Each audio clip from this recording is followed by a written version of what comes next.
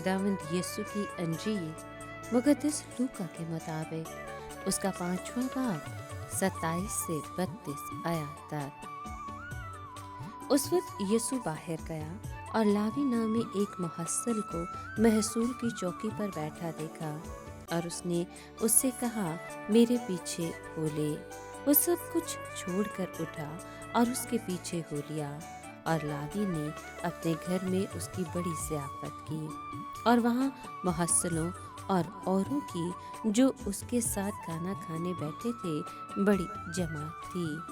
तब फरीसी और उनके फकीह कुड़कुड़ा कर उसके शागिर्दों से कहने लगे कि तुम क्यों मुहस्सिलों और गुनहगारों के साथ खाते पीते हो?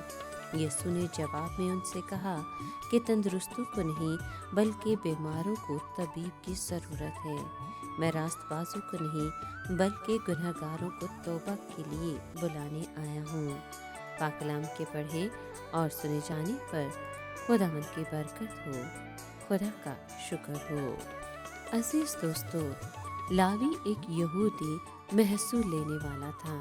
वो रोमी हुकूमत के लिए महसूल जमा किया करता था। उसके हम मजहब यहूदी ऐसे लोगों से नफरत करते थे, न सिर्फ इसलिए कि वो रोमी हुकूमत के साथ मिले हुए थे, बल्कि इसलिए भी कि वो बहुत बददयानती भी करते थे।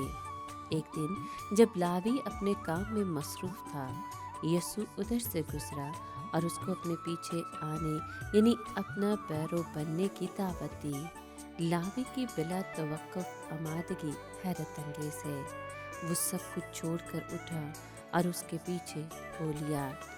गौर करें कि सादे से फैसले के क्या क्या नतीजे बरामद हुए। लावी मत्ती पहली अंजील का मुसन्निफ बना।